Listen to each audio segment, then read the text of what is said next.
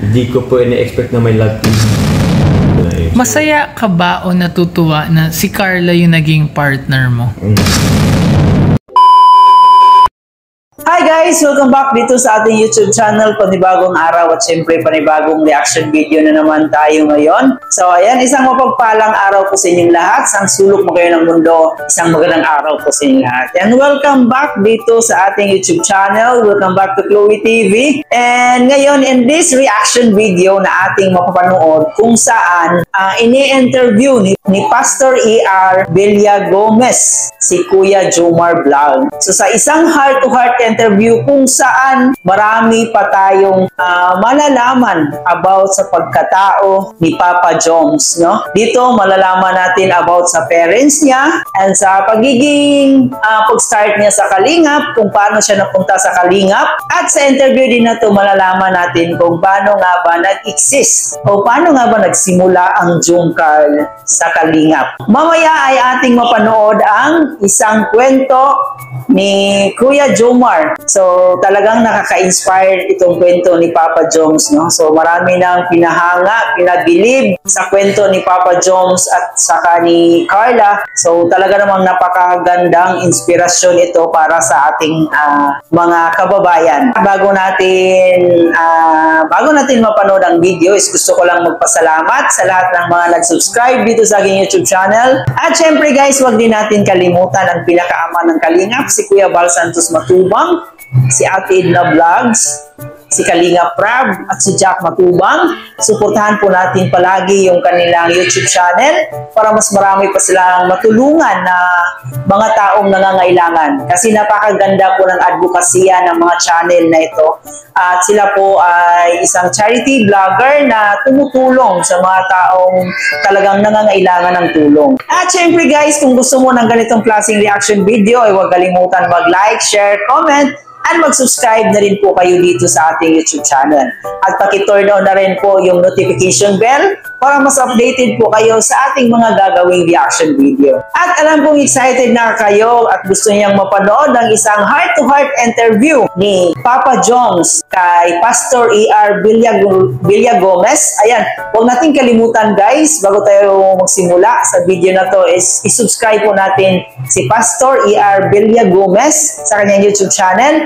At kung gusto nyo namang panoorin ang video na to na walang reaction, pwede niyong puntahan ang ating description box. Nandun po nilagay ko ang kanyang YouTube channel. So panoorin po nyo ng buo yung video para malaman nyo yung kabuuang storya ng interview na to. So kaya naman alam ko excited na kayo, kaya panoorin muna natin itong video clip na to.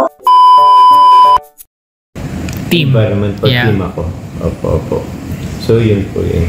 Usapang Carla tayo, which is sinaabangan ng marami. Hindi mo ina-expect na may love team.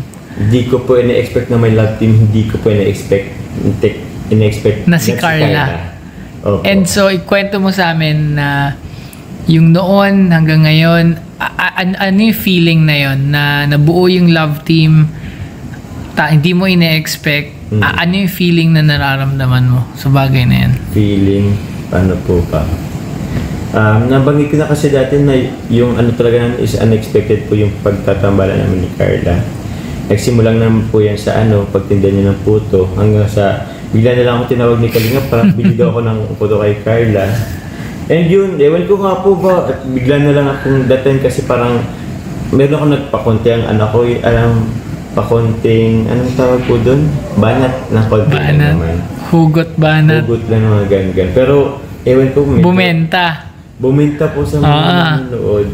And dun po, nagtuloy-tuloy na hanggang sa paunti-unti nadadagdagan po ng mga supporters. Yeah. Opo. Ang kagandahan po dito is parang tawag niyan, nakapag po kasi siya ng good vibes. Dati nung una parang habing good vibes lang pero ngayon parang hindi lang ito basta good vibes lang. Ang dami na rin po pala na bagong buhay. Yeah. Because of that serye. Siguro po isa sa sabihin. At nagsisilbing katuwaan daw. Katuwaan. Ng marami. Lalo ng mga medyo OFWs po, tulad na po niyan. And paano po ba? Siguro isang example, meron akong nalaman na because of Jomcar, yung nanay na nasa OFW, tapos yung anak na dating hindi po okay, parang because of Jomcar, naging okay? Naging okay na po sila. Parang mas lumalim yung nila, relationship and bond dahil po. pareho silang nanonood ng Jomcar. Opo. And yung both sa pinapad yung serye po, yung nakikita nila yung pagtulong ng team din naman po. Kung paano natutulungan si Carla na dating inspire sila doon. Inspire din po sila sa na yun. Kaya yun po. Actually po madami po Mayroon pa po dyan, may mga sakit na yung tipong... Chinachat nila to sa'yo? Opo, nice. Chinachat nila sa akin. DM po talaga. So hindi lang siya may napapanood na tumatawa, kundi may nababalitaan kayo na dahil dito, yung iba may sakit na ito daw yung rason nila para magpatuloy. At sinasabi mo kanina may nakapag-ayos ng nagkaayos ng relasyon. So may mga ganon. Meron po ganon. Meron nga po mga parang sa point of na parang suicide na rin sila. Meron po ganon, pero na naligtas mula sa suicide din. Opo. Kaya parang ganon po. Yung tipong parang nanonood na po sila hanggang sa nalilimutan na nila yung mga problema kahit pa paano. So parang everyday may nilook forward po sila na pag if ever po na malungkot ako, pupuntahan ko lang, manood ako ng Jomcar. Tapos hanggang sa inaabangan na po siya lagi. So yun po, siguro ilan lang po yung sa dami po ng na-inspire or na dun sa akin. Masaya ka ba o natutuwa na si Carla yung naging partner mo? Sobrang saya po kasi una, si Carla po very mabait na tao, humble, God-fearing, and also isa po sa po natin sa kanya is very family-oriented. Wow. So, ang bilis mo sinagot yun So kumbaga parang yun talaga alam mo na ganun si Carla. Opo. Palagi ko itong napapansin kay Papa Jones, the way siya sumagot, talagang makikita mo, may mararamdaman mo kasi may sense of humor yung pagsagot niya, talagang may laman yung the way siya sumagot. So, bawat bitaw niya sa salita niya, sa mga sagot niya is talagang pinag-iisipan. And the way siya magkwento is very convincing at saka yung parang hindi nakaka-boring panoorin. So, yun yung nagustuhan ko kay Papa Jones pag ini-interview siya. Talagang, may sense of humor at saka talagang convincing the way siya talagang magsalita. Tsaka pag nagsasalita siya guys, hindi pa ulit-ulit yung mga sinasabi niya. So, he's very articulate pagdating sa kanyang sagutan, sa mga tanong. So, yun yung nagustuhan ko kay Papa Jones, kung the way talaga niya ini-express yung words niya, yung thoughts niya. So, napakagaling.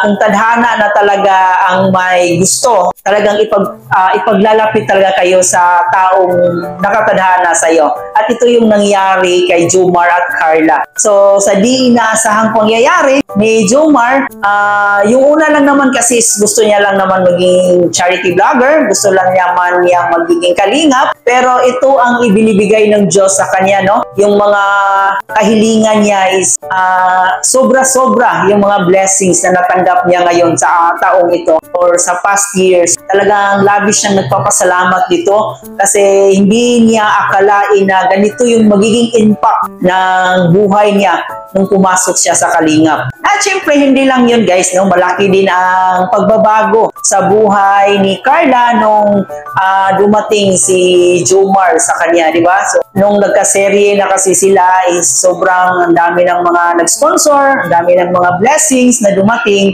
So, baga silang dalawa talaga yung itinadhana. So, sa kwento nga niya guys, kung makikita niyo mo sa kabuang video na yan, talagang marami siyang kinikwento na maraming na-inspired sa kanilang tambalang Jomcar. Marami ang pinaiyak. So, talagang nakakatuwa lang, na yun yung nagiging impact ng Jomcar para sa kanila. Nakakataba lang ng puso na sa simpleng bagay na ginawa ni Jomar at ni Carla is maraming buhay ang napasaya, maraming tao ang na-inspire. And ang nakakaganda lang is hindi niya expect yung ganun pala ang mangyayari sa tambalang Jomcar. So talagang natuwa siya, talagang hindi siya makapaniwala na talagang ang ganda pala ng impact sa tambalang Jomcar. Ayan po guys, sa mga nagmamahal ng Jomcar, palagi po natin isupport si Jomar at saka si Carla. So yun lang po guys, sana na-inspire kayo dito sa kwento ni Papa Joms at sana kayo rin balang araw makamit nyo rin yung mga gusto nyo sa buhay. Muli po, ito nga po pala si Chloe TV. Maraming salamat sa panonood at hanggang dito na lang yung video natin.